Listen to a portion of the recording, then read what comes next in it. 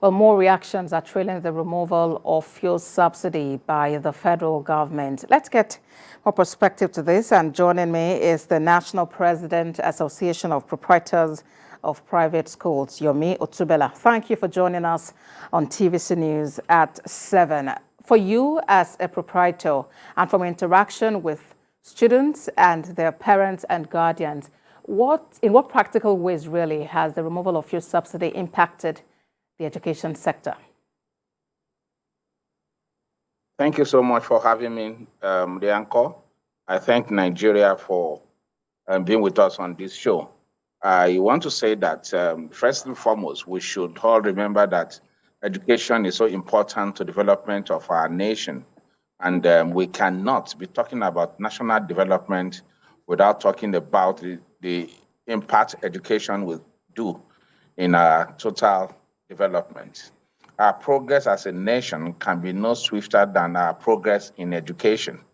I therefore want to say here that the removal of subsidy had its adverse effect on the education sector. The education sector relies solely on the fuel to supply energy for day-to-day running of the school activities. Also, we rely on fuel to transport our children and staff down to the school. As you know, the fuel is an essential commodity that affects not only transportation costs, it also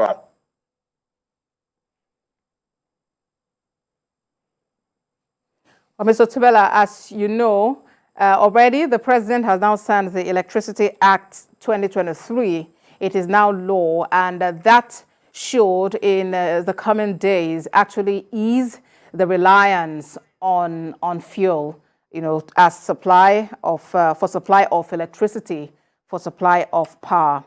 But then I very much get your point, and if we're able to have you again, we'll continue that conversation, especially on what your recommendations would then be and your advice to proprietors just like you, as well as their parents and guardians of your students.